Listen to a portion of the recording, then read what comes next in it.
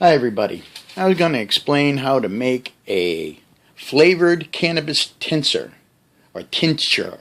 It's Tincture. Never can pronounce that shit right. I started using it back in December of 2016 when our glorious Commonwealth of Massachusetts decided to become a recreational state. I couldn't afford to get the prescription because the examination and the script and all the permits and stuff that go with it, it costs about $400 or so, depending on who you talk to. And I just couldn't afford it because I'm disabled. I used to drive tractor trailers. In fact, this is what it looked like my last day I was driving. Still don't know what happened. My truck decided to take a left-hand turn off the highway at about 70 miles an hour. I was hauling for the U.S. mail at the time, going north up to Bangor, Maine, to deliver a load of express mail. As you can see, the truck, well, it lost, but it won. It took out about 5 trees altogether. And I'm talking real big trees.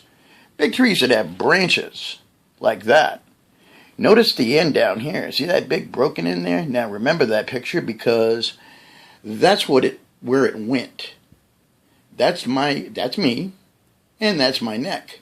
And that's it going down into my back. Another more impressive shot is right there. I woke up with this, literally scaring the living crap out of the EMTs because they had just come up and said I didn't have a pulse, I wasn't breathing. My eyes popped back open and I started trying to take the thing out. I literally broke the end off. You can see the stick, the branch where I broke it off.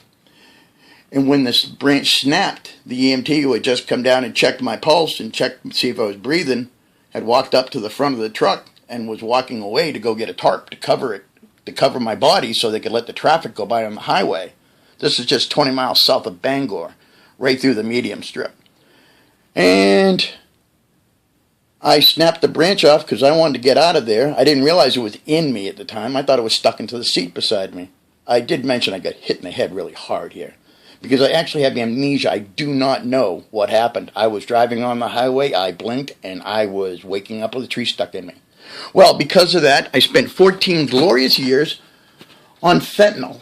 Okay, I'm sure you've heard it. It's a rather big name these days. It's killing a lot of people because of people that abuse it. The opioid menace that is destroying, the epidemic that is completely tearing up our country. Well, I decided, they had me on hundreds at first with physical therapy, reconstructive surgery, stuff like that, down to 75s, stayed at 50s for a while. These are the dosages. They last for 3 days each, the patch. You just put them on. You don't get high. If you're in pain, you feel better. But then there's a point when you start really getting addicted to it. So I kept trying to work it down. I got down to the 50s, then 25, and then the wondrous, glorious Commonwealth of Massachusetts, where I live now because they don't let me do anything else. I sail my little boat around 6 months a year. Spent 6 months thinking about sailing my boat around in good old glorious Buzzards Bay. Anyways, I needed to get off the fentanyl. This stuff's destroying me. I can't see. My pupils contract so small. In a dark room, I can't see anything. If the lights were off in this room, if I put something dark on this table, it would be invisible to me. That's how constricted my eyes are all the time. Makes night sailing a real nightmare, literally. Anyways, I found out about this I found out about this flavored tincture, and it's made out of cannabis, and you decarboxylize it. To decarboxylize marijuana, you take it and you break it up like you were going to roll a joint with it, or put it in a pipe or whatever. You just spread it out on some tinfoil like this. You put it in the oven, you wrap it up tight, seal it all the way around, put it on a cookie sheet with a thermometer beside it. You preheat the oven to 250, put this in, leave it, make sure it stays at 250, don't let it go any higher, and you time it for 32 exact minutes. You take it out, and that is called decarboxylation. That basically, there's a lot of chemistry crap to it, but basically It breaks hydrogen atoms off, and I mean molecules off, and atoms actually, and makes things snap into other kinds of chemicals, and that's when THC. That's why when you smoke a joint, you get high, because it heats up and it causes this chemical reaction. But it's instantaneous there, and it comes in the smoke, but it's very inefficient in its own way, because there's a bunch of other drugs in there, a bunch of other chemicals that really have a lot of good uses.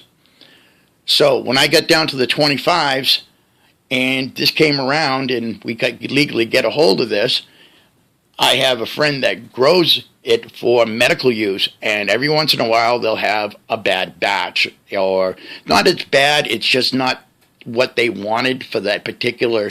This stuff has really got a science to it, and these people really got it. They're working like hell, because nobody ever let them work on it before, but now we're lucky enough to be in a place where we can.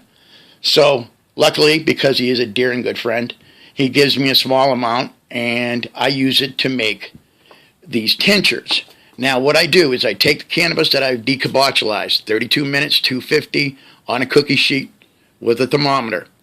Take it, bring it in, break it, you'd like it separate off, scrape every little bit off, and you put it into a mason jar like this one right here. Then you turn around, and since we are in the wondrous state of Massachusetts, where marijuana is a recreational drug, but we can't get Everclear, figure that one out. But in Texas you can get Everclear, but you get put in jail for 20 years for a joint. Figure that one out. Anyways, I found this wonderful Junior Johnson moonshine. Yes, sir, thumbs up to Junior Johnson. Hell of a NASCAR man. Probably one of the true godfathers of NASCAR. Thank you very much, sir. And he was a moonshiner. See, there's his name right there. And this is 100 proof corn moonshine. And it's strawberry flavored. And it's quite tasty, actually. And I take that, and I use a formula of basically 1.1 ounces per gram, which basically comes down to about 45 milliliters of fluid. Get yourself a little measuring cup like this. This one's an Anchor because it's heat resistant, because I can make a vegetable tincture, which is you make with vegetable glycerin, and it has no alcohol. Some people have an affinity, then they don't like alcohol. Some people just really shouldn't be drinking alcohol. So, and it could be easily abused, but not that much, for the simple reason there's not a lot of alcohol in it. So you take everything, you put it into your jar, you take that bad boy and you seal it all up, and then afterwards you take it and you put it in the fridge. I mark mine, and I turn around and I put markings on it. This one I called Skank Tank. Long story. He didn't even know what name it was, so I just called it the Skank. I used 2 grams, 80 milliliters of alcohol, and it's 100 proof alcohol. I always try to keep that down there. I use the DC for decarboxylated cannabis on it to know what it is, and then I put a date. That's the time it can come out of the freezer. You take it, you bring her over to the freezer, you shake the living bejeebies out of it a bunch of times, and you put it in there, and you leave her be. And every day you come by, you shake it a couple of times. You got somebody else living in the house, you ask them to give it a shake for you. The more the merrier. You can't shake it enough. Alcohol is a solvent. The solvent takes the chemicals that have been activated in decarboxylation, and it strips them off, and it suspends them in the alcohol medium. Now, once you get that and you sit it in there for its recommended amount of time, you can use a minimum of 80 proof. This is all courtesy of the people at Ruffhouse Studios, a gentleman named Bogart, I love it, that gave that whole explanation, and I'm trying to quote him pretty much verbatim here.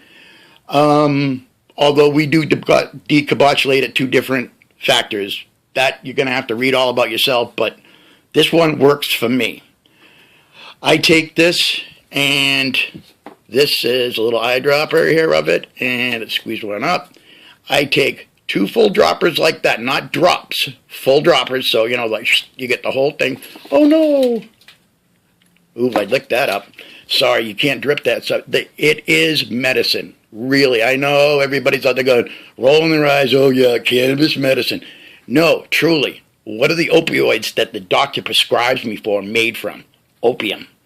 Okay? This is cannabis. Well, I can point at several gravestones at the local cemetery, including my brother and my sister, from ODing on opioids. So this shit ain't a joke to me. This is real. I hate to hear jokes of people laughing about, taking Vicodin and stuff. That shit kills people, ladies and gentlemen. It fucking kills people. I know. I buried 2 family members because of it. Watched many a good person almost lose their life to it. So, let's get on a better note here.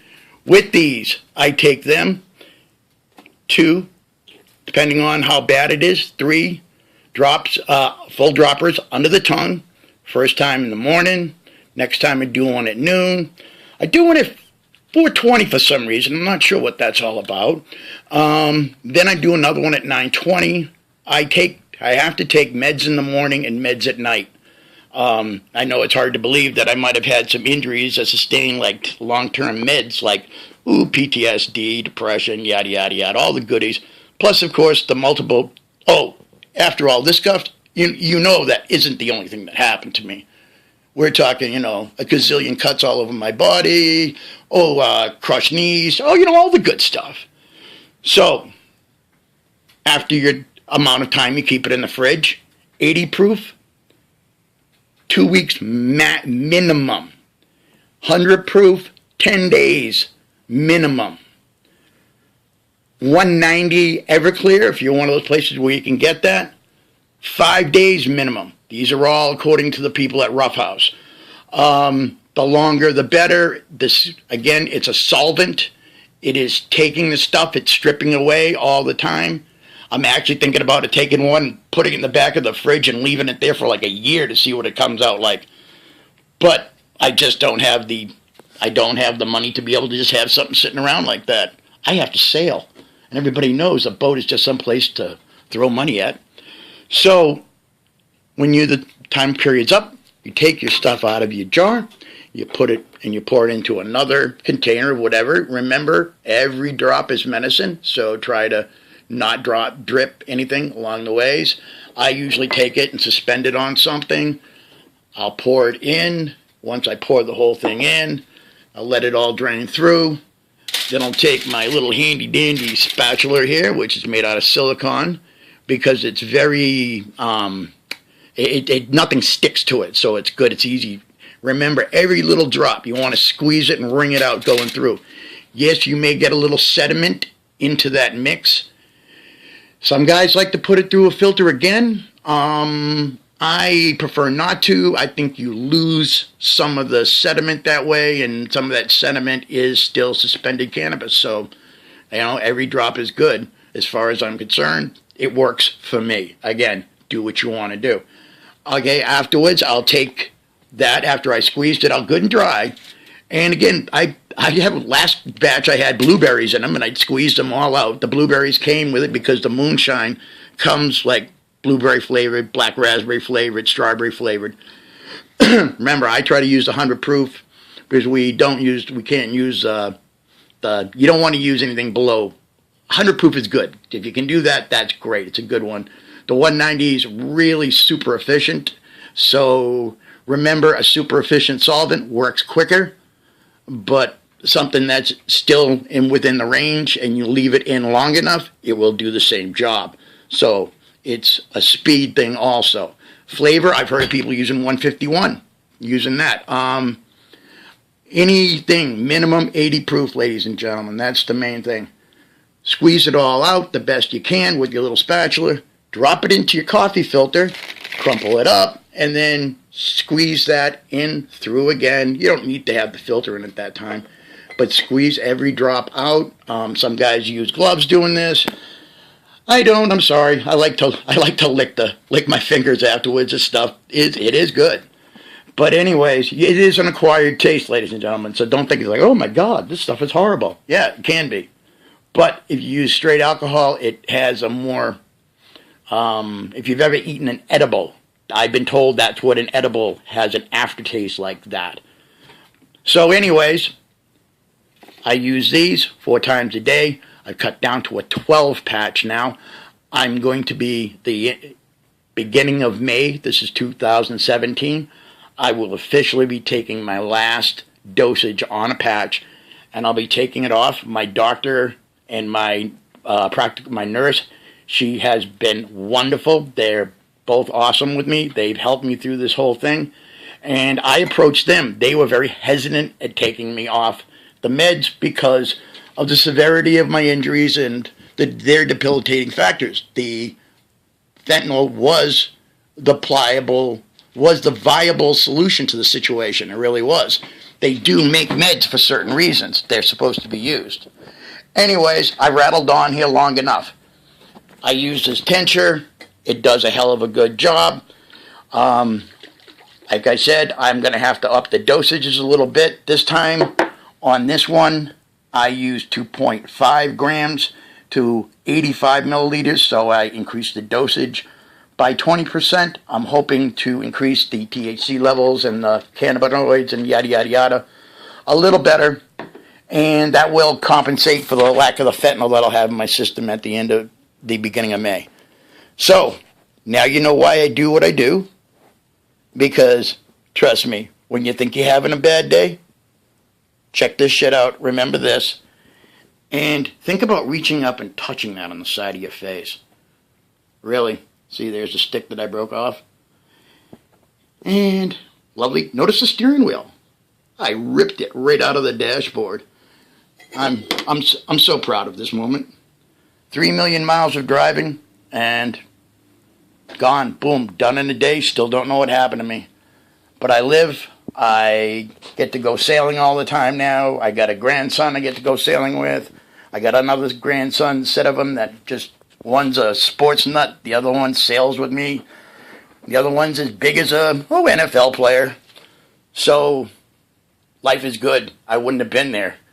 But I got a chance to do it, and I plan on living longer without having fentanyl. So, ladies and gentlemen, if this can help with your pain management, please let it do it. Peace, love, tie-dye.